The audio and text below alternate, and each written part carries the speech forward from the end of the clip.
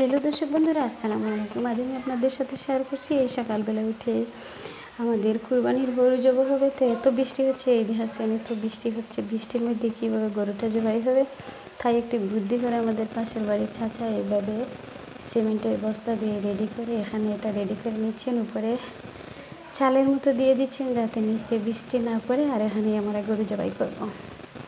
তো এই জন্য আমার দুই ভাই এবং পাশের বাড়ির কিছু ছেলে ওরা হেল্প করছে এগুলো করার জন্য।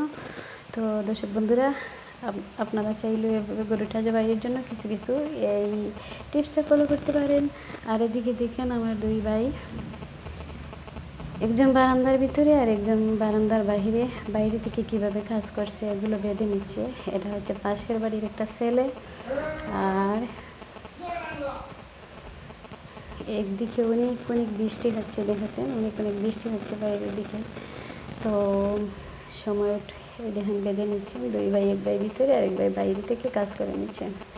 তো দর্শক বন্ধুরা, ভালো থাকেন, ঈদ মোবারক, আসসালামু আলাইকুম।